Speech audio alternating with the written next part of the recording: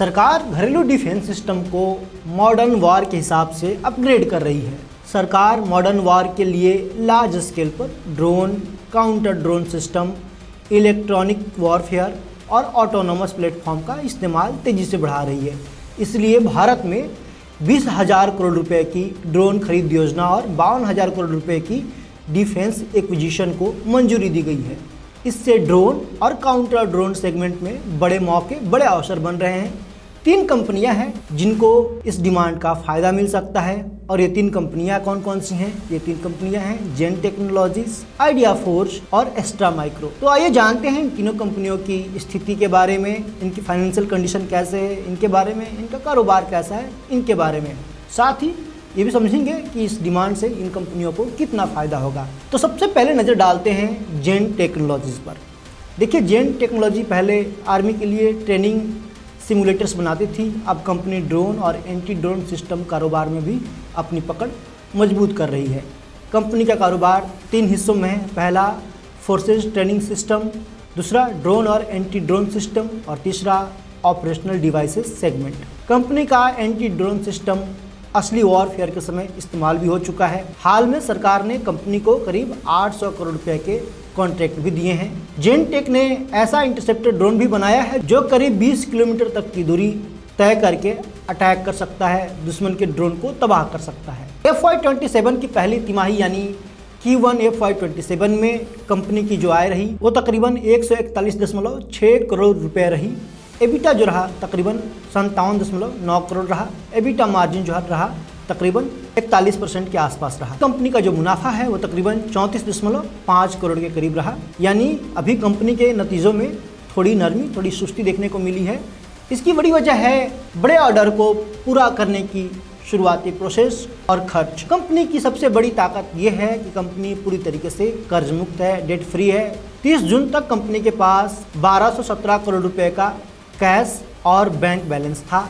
हालांकि कंपनी का working capital cycle बढ़कर 257 दिन का हो गया है। इसका मतलब है कि कंपनी को अपने कारोबार में लगा पैसा वापस लाने में ज़्यादा समय लग सकता है। 30 जून तक कंपनी की कुल जो ऑर्डर बुक थी वो तकरीबन 1239 करोड़ रुपए की थी। इसमें जो इक्विपमेंट्स ऑर्डर हैं वो तकरीबन 920.6 करोड़ रुपए के हैं। जो सालाना मेंटेनेंस का कॉन्ट्रैक्ट है वो तकरीबन 318.4 करोड़ रुपए का है, जबकि एक्सपोर्ट ऑर्डर जो है तकरीबन 85.3 करोड़ रुपए का है। कंपनी को उम्मीद है कि FY27 के अंत तक उसकी जो कुल ऑर्डर बुक है वो तकरीबन 25,000 करोड़ रुपए की हो सकती है। कंपनी ने FY27-28 को मिलाकर तकरीबन 4,000 करोड़ रुपए का रेवेन्यू का लक्ष्य रखा है।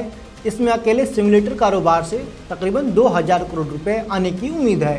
इसके बाद जो दूसरी कंपनी है वो है आइडिया फोर्ज। ये सिविल और डिफेंस दोनों तरीके के ड्रोन बनाती है। FY27 की पहली तिमाही में कंपनी के रेवेन्यू में डिफेंस कारोबार की जो हिस्सेदारी थी वो तकरीबन 60% रही, जबकि सिविल बिजनेस में हिस्सेदारी जो थी तकरीबन 40% रही।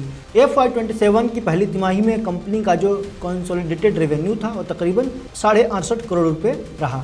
ये पिछले साल के 12.8 करोड़ के मुकाबले करीब 436% से ज़्यादा है। वहीं एबिटा तकरीबन 4.3 करोड़ रुपए के करीब रहा। पिछले साल कंपनी का एबिटा 15.1 करोड़ के करीब था। हालांकि पिछले साल इसी तिमाही में कंपनी को 23.6 करोड़ रुपए का नुकसान हुआ था। यानी कंपनी के नतीजों में बड़ी सुधार देखने को मिली है। आइडिया फोर्ज की शुरुआती ऑर्डर बुक तकरीबन 256 करोड़ रुपए की थी।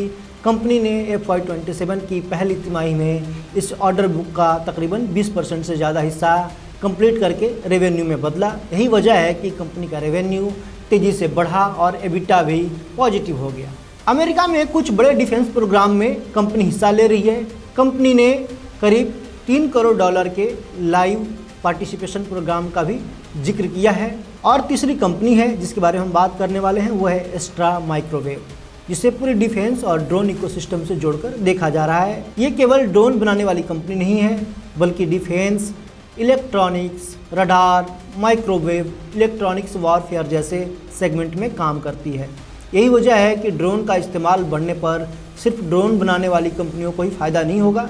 ड्रोन में इस्तेमाल होने वाले रडार, कम्युनिकेशन, इलेक्ट्रॉनिक्स वॉरफेयर और दूसरे इलेक्ट्रॉनिक सिस्टम बनाने वाली कंपनियों के लिए भी अवसर बढ़ रहे हैं, मौके बढ़ रहे हैं। भारत में डिफेंस सेक्टर में अब ड्रोन सिर्फ एक छोटा हिस्सा नहीं रह गया है। सेना की ज़रूरतें सर्विलांस से लेकर काउंटर ड्रोन, इलेक्ट्रॉनिक्स वॉरफेयर और अटैक करने वाली ड्रोन तक बढ़ गई है। लेकिन एक ज़रूरी बात यह है कि बड़ी ड्रोन पाइपलाइन का मतलब ये नहीं है कि इन सभी कंपनियों को पूरे 72,000 करोड़ रुपए का ऑर्डर मिलेगा। असली फ़ायदा इस बात पर निर्भर करता है कि किस कंपनी को कितने ऑर्डर मिलते हैं, वे ऑर्डर कितनी तेज़ी से एग्जीक्यूट होते हैं, पूरे होते हैं, और उससे मुनाफा कितना मिलता है, और उससे मुनाफा कितना बढ़ता है या मुनाफे को कितना सपोर्ट मिलता है। इसके अलावा इसमें वैल्यूएशन भी काफ़ी इंपॉर्टेंट है, खासकर आइडिया 4 जैसा शेयर में, जिसमें प्राइस टू अर्निंग रेशियो काफ़ी हाई है, पी काफ़ी हाई है। इसलिए सिर्फ ड्रोन सेक्टर को देखकर कंपनियों में निवेश नहीं किया जाना चाहिए। अब समझते हैं कि घरेलू ड्रोन मार्केट कितना बड़ा है, साथ ही खेती, रेलवे से लेकर डिफेंस तक इसका इस्तेमाल कैसे बढ़ रहा है। इंडिया ब्रांड इक्विटी फाउंडेशन यानी IBEF के मुताबिक 2025 में भारत का ड्रोन मार्केट करीब 1.22 अरब डॉलर यानी तकरीबन 10,977 करोड़ रुपए का था। अनुमान है कि 2030 तक यह बढ़कर तकरीबन 3.23 अरब डॉलर यानी तकरीबन 29.80 करोड़ रुपए हो सकता है। इस दौरान बाजार के करीब 21.5% सालाना एवरेज रेट से बढ़ने का अनुमान है। इस बढ़ते बाजार की वजह सिर्फ ड्रोन की बिक्री नहीं है, इसके साथ ड्रोन बनाने, उनके पार्ट पुर्जे तैयार करने, सॉफ्टवेयर बनाने, ड्रोन चलाने की ट्रेनिंग और ड्रोन से अलग अलग सर्विसेज देने का बिजनेस भी बढ़ रहा है। ड्रोन का सबसे बड़ा फ़ायदा ये है कि ये कम समय में बड़े इलाके की निगरानी और सर्वे कर सकता है। जहां इंसान को पहुंचने में ज़्यादा समय या मेहनत लग सकती है, वहां ड्रोन ऊपर से तस्वीर और वीडियो लेकर स्थिति की जानकारी सही दे सकता है। इसी वजह से सरकारी और प्राइवेट सेक्टर में इसका इस्तेमाल तेज़ी से बढ़ रहा है। खेती, सड़क, रेलवे, ज़मीन की रिकॉर्ड, डिजास्टर मैनेजमेंट और डिफेंस इसके बड़े सेक्टर हैं। देश में ड्रोन के बढ़ते इस्तेमाल का एक और सबसे बड़ा एग्जाम्पल है नमो ड्रोन दीदी योजना। नवंबर 2023 में शुरू हुई इस स्कीम का टारगेट महिला स्वयं सहायता समूहों को ड्रोन उपलब्ध कराना है, ताकि वे किसानों के खेतों में कीटनाशक और दूसरे जो इनपुट का छिड़काव है वो कर सके। थी महिलाओं के स्वयं सहायता समूहों के लिए आय का नया जरिया भी ड्रोन बन रहा है। सरकार के मुताबिक लीड फर्टिलाइजर कंपनियों के जरिए महिला स्वयं सहायता समूहों को 1094 ड्रोन दिए जा चुके हैं, जिसमें 500 से ज़्यादा ड्रोन नमो ड्रोन दीदी योजना के तहत दिए गए हैं। ड्रोन का एक और इम्पॉर्टेंट यूटिलाइजेशन स्वामित्व योजना में हो रहा है। इस योजना के तहत गाँव की आबादी वाली ज़मीन का ड्रोन से सर्वे किया जाता है। इसका मकसद है ज़मीन का सही नक्शा तैयार करना, संपत्ति का रिकॉर्ड बेहतर करना और ज़मीन से जुड़े विवादों को कम करना। सरकारी डेटा के अनुसार दिसंबर 2025 तक करीब 3.28 लाख गाँवों का ड्रोन सर्वे पूरा हो चुका था। ये करीब 3.44 लाख गाँवों के लक्ष्य का 95% है। इस दौरान 1.82 लाख गाँवों के लिए 2.76 करोड़ एसेट कार्ड तैयार किए जा चुके थे। देश में बड़ी संख्या में सड़क और हाईवे प्रोजेक्ट बन रहे हैं। इसकी निगरानी के लिए भी ड्रोन का इस्तेमाल किया जा रहा है। NHAI ने हाईवे प्रोजेक्ट में हर महीने ड्रोन से वीडियो रिकॉर्डिंग की व्यवस्था की है। मौजूदा महीने की रिकॉर्डिंग को पिछले महीने की रिकॉर्डिंग से मिलाकर देखा जाता है, जिससे अपडेट मिलता रहता है। रेलवे में भी ड्रोन का इस्तेमाल ट्रैक, पुलों और दूसरी इंफ्रा की निगरानी के लिए किया जा रहा है और लगातार बढ़ भी रहा है इसका इस्तेमाल रेलवे सेक्टर में। खासकर ऐसी जगहों पर ड्रोन का इस्तेमाल ज़्यादा हो रहा है जहां इंसानों के लिए पहुंचना आसान नहीं होता है। रेलवे सुरक्षा बल यानी RPF ने भी रेलवे यार्ड, स्टेशनों और ट्रैक के आसपास निगरानी के लिए ड्रोन का इस्तेमाल किया है। रिपोर्ट के मुताबिक नेक्टर ने डिजास्टर मैनेजमेंट के लिए एक ऐसी ड्रोन सिस्टम डेवलप की है जो लंबे समय तक हवा में रह सकती है और भारी इक्विपमेंट्स ले जाने में सक्षम है। ड्रोन का इस्तेमाल डिफेंस सेक्टर में भी तेज़ी से बढ़ा है। सीमा की निगरानी, खुफिया जानकारी और लक्ष्यों की पहचान जैसे कामों के लिए ड्रोन काफ़ी इम्पोर्टेंट है, काफ़ी यूटिलाइजेबल है।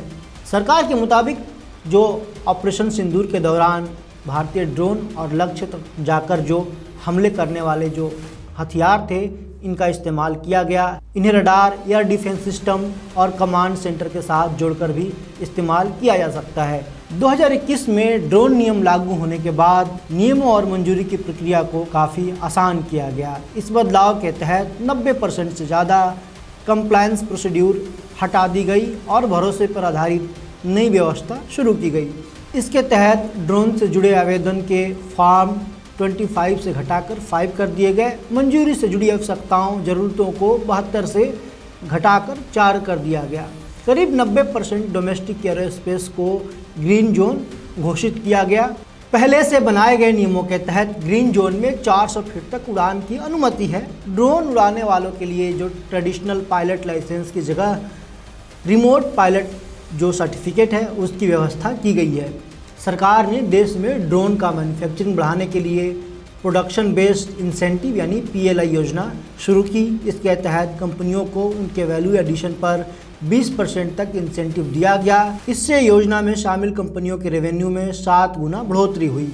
इससे देश में ड्रोन और उनके पार्ट्स के प्रोडक्शन बनाने और लोकल मैन्युफैक्चरिंग को बढ़ावा मिला। सितंबर 2025 में ड्रोन पर GST रेट घटाकर 5% कर दिया गया। इससे पहले 18 और 28% की अलग अलग GST रेट थे। IBEF के डेटा के मुताबिक करीब $240 मिलियन यानी करीब 2219 करोड़ रुपए के ड्रोन टेक्नोलॉजी प्रमोशन प्रोग्राम का प्रस्ताव है। इसका लक्ष्य FY 27-28 तक ड्रोन सेक्टर में 40% लोकलाइजेशन हासिल करना है। इस योजना में खास तौर पर ड्रोन के पार्ट्स, सॉफ्टवेयर और सर्विसेज पर फोकस किया जाएगा। इसके अलावा अगले 3 साल में 2000 करोड़ रुपए के एक्स्ट्रा इन्वेस्टमेंट का प्रस्ताव भी है। 9 फरवरी 2026 तक यानी इस साल के 9 फरवरी तक भारत में 38,575 ड्रोन रजिस्टर्ड थे और उन्हें स्पेशल आइडेंटिफिकेशन नंबर दिया गया है। वहीं 39,890 रिमोट पायलट सर्टिफिकेट जारी किए जा चुके थे।